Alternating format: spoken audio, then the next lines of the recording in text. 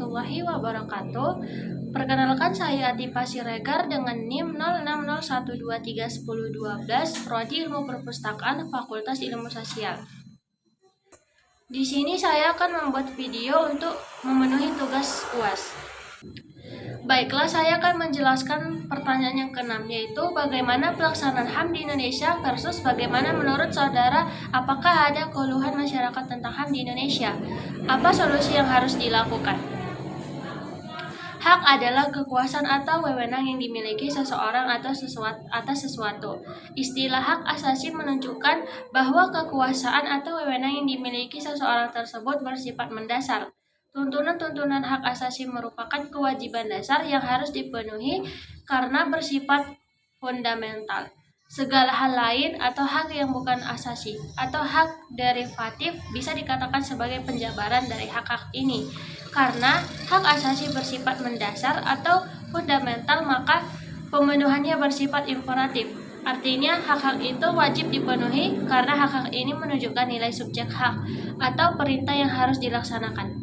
Latar belakang sejarah hak asasi manusia pada hakikatnya muncul karena inisiatif manusia terhadap harga diri dan martabat sebagai akibat tindakan sewenang-wenang dari penguasa, penjajahan, perbudakan, ketidakadilan, dan kezaliman.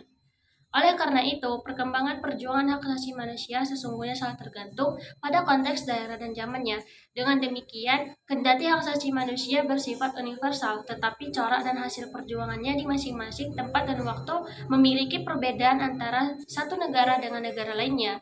Diawali oleh para filsuf seperti filsuf Yunani, Romawi, dan Kristen, Plato telah meletakkan dasar-dasar hukum perlindungan hak asasi manusia yang dianggapnya merupakan kewajiban bagi pemerintah suatu negara, ketika ia mengatakan bahwa pemerintah harus mengupayakan kepentingan rakyatnya dan menjamin kebebasan warga negaranya.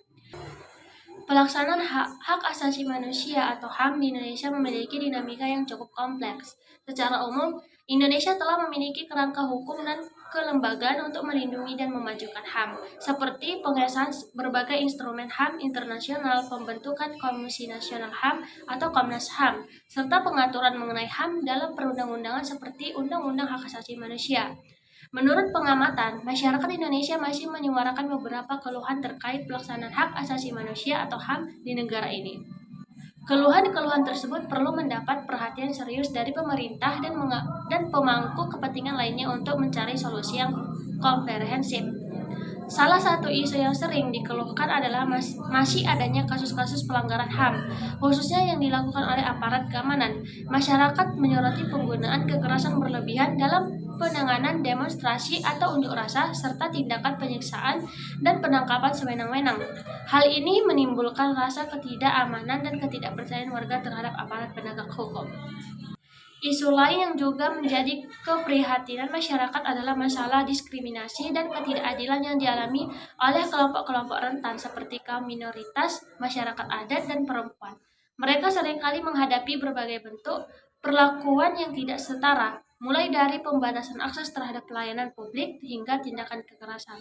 Selain itu, masyarakat juga mengeluhkan lambatnya proses penegakan hukum dalam kasus-kasus pelanggaran HAM. Korban seringkali kesulitan mendapatkan keadilan karena minimnya kompensasi, rehabilitasi, dan jaminan non-pengulangan dari pemerintah.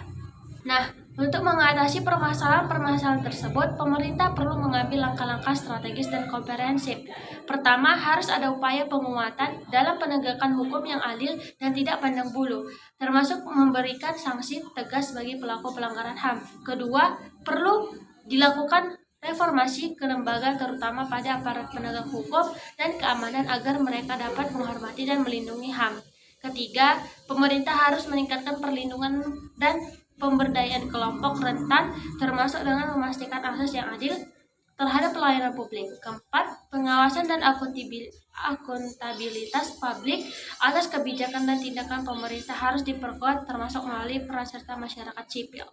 Sekian penjelasan video dari saya. Apabila ada kata-kata yang salah, saya mohon maaf. Wassalamualaikum warahmatullahi wabarakatuh.